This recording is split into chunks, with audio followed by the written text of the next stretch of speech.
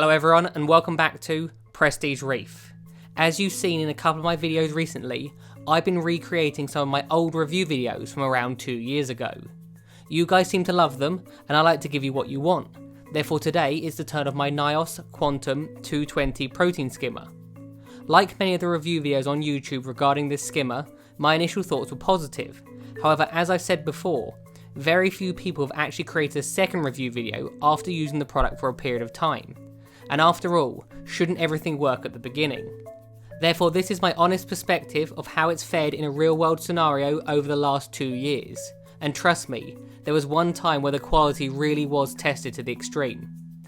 Although this video is on the Nyos Quantum 220, which is rated for 2,000 litres, this skimmer comes in 3 other sizes, for tanks both larger and smaller than mine. I also own a Nyos Quantum 120, which I've had a very similar experience with.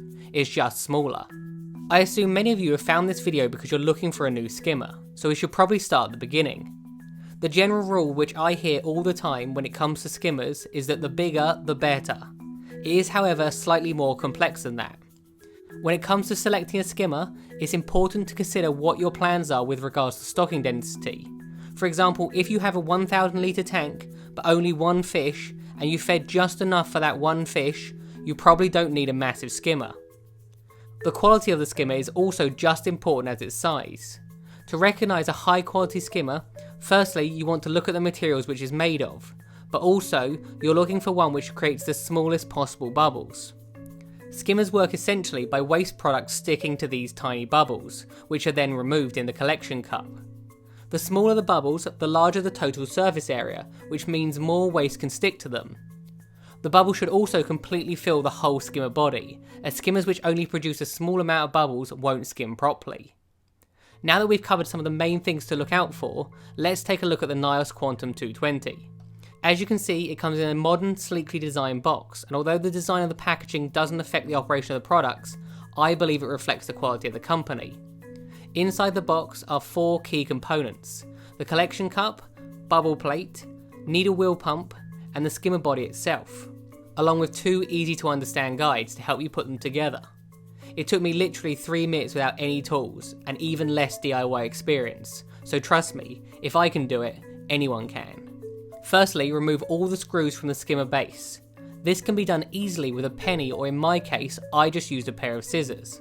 Obviously, a screwdriver is still probably your best choice. Remove the body and then place the pump into the acrylic mount. Fit the bubble plate above the pump and then place the skimmer body back onto the base. After that, push in the venturi and then connect this to the muffler with one of the silicone tubes.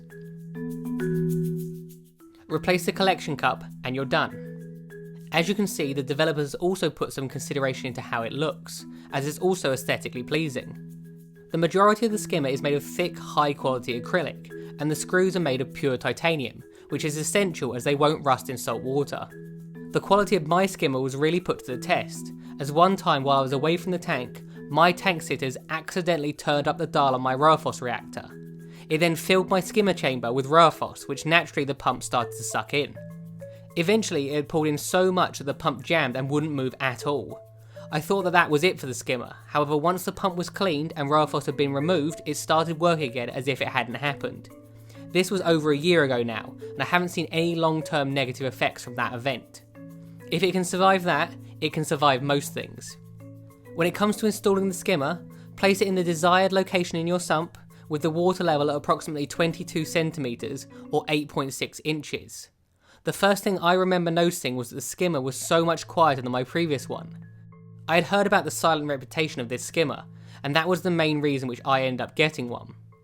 Noise can have a significant impact on the viewing experience of the tank, therefore I always try to make things as quiet as possible.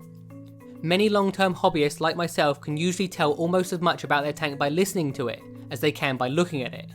This was the first thing which I had to get used to. After installing this and my Vectra L1 return pump, the tank was virtually silent, and at first I kept having to check to see if everything was still running. To set up the skimmer, all you need to do is firstly open the water level control tube and the micro adjustment screw completely, and then open the air adjustment screw and plug in the skimmer. Finally, close the micro adjustment screw by turning it towards close, to tune the water level to where you would like it to be set to. The only other thing that I'd like to mention is the response of any adjustment has a slight delay, therefore smaller changes rather than larger ones are often more beneficial. Once installed, it was time to wait. Skimmers take time to bed in and to essentially lose some of their newness. This is so a slime coat can build up inside. Although this can take up to 2 weeks to develop, I was surprised to see that thick skimmate was being produced after just a few days. If your skimmer starts to overflow, don't panic. All you need to do is lower the water level, and if that doesn't make a difference, it's probably caused by excessive amounts of fats from foods and additives, so try to reduce these for a couple of days. Alternatively, if your skimmer doesn't skim, this can also be caused by excessive amounts of fatty additives, or there is a chance that the nutrient levels in the tank are so low there's nothing left to skim. I'm a simple creature, and one of my favourite parts of this skimmer is the waste tube.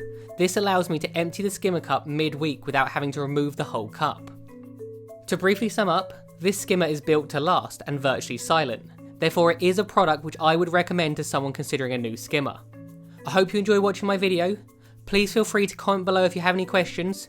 Have a good week and I'll see you next time. As always, I just want to say a massive thank you to the people that support me on Patreon. Never underestimate the value of what you do with regards to keeping this channel going. You've all been brilliant. Thank you.